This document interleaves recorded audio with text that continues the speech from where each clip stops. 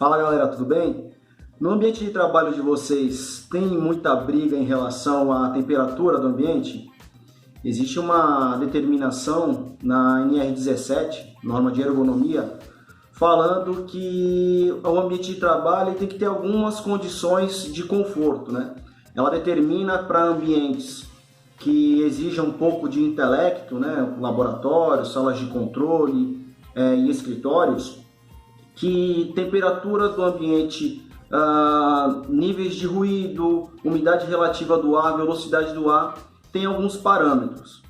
A temperatura descrita na NR17 é a temperatura efetiva e não é exatamente a temperatura que o ar-condicionado mostra no seu visor. A temperatura efetiva ela precisa de uma série de informações. Vocês já viram essa imagem aí? Essa imagem também é descrita como ábaco da temperatura efetiva ou carta psicométrica. Ela informa que nós, para chegarmos na temperatura efetiva, precisamos avaliar a temperatura em bulbo seco, a temperatura em bulbo úmido e a velocidade do ar.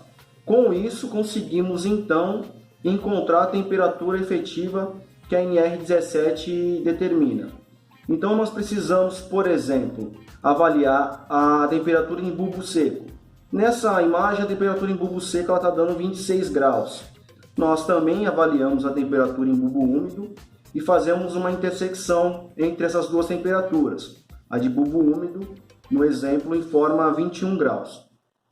Depois de ter feito essa intersecção com a temperatura de bulbo seco e a temperatura de bulbo úmido, avaliamos a velocidade do ar.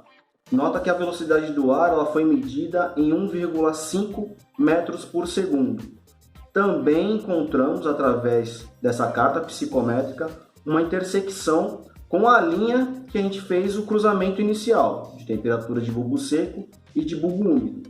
Quando encontramos esse valor, nós descemos essa carta psicométrica e na linha de baixo, vocês conseguem observar, que aí sim nós encontramos a temperatura efetiva.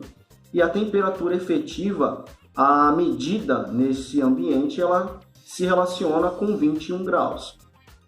Então, pessoal, não basta determinar que a temperatura do ambiente é 23 graus. Nós precisamos fazer uma avaliação quantitativa de alguns itens no ambiente de trabalho, nos escritórios, nas salas de controle, para realmente determinar qual é a temperatura efetiva, tá bom?